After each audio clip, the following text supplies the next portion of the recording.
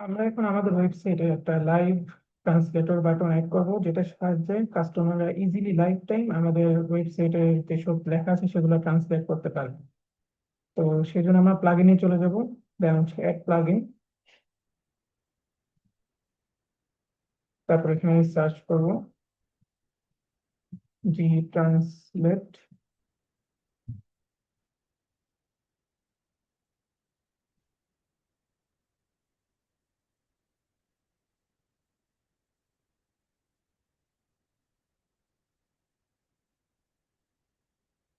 এটা ইনস্টল করে নিব।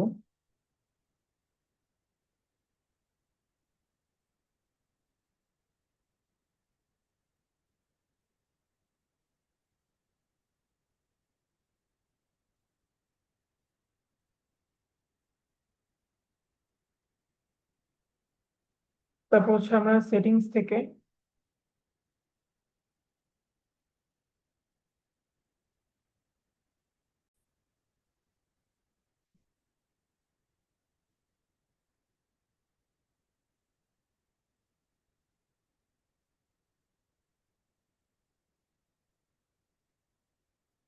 দেখতে পাচ্ছেন আমাদের জি ট্রান্সলেটটা অ্যাক্টিভ হয়ে গিয়েছে। তো আমরা সেটিংস থেকে জি ট্রান্সলেটে চলে যাব।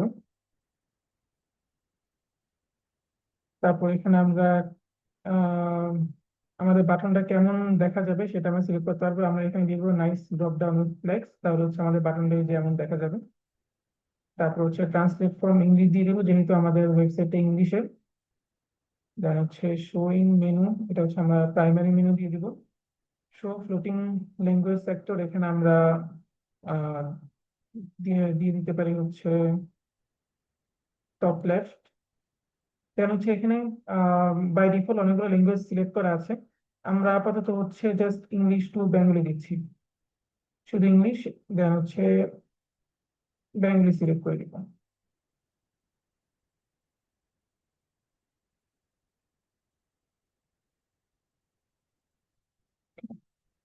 দেন হচ্ছে বেঙ্গলি, দেন সেভ চেঞ্জেস।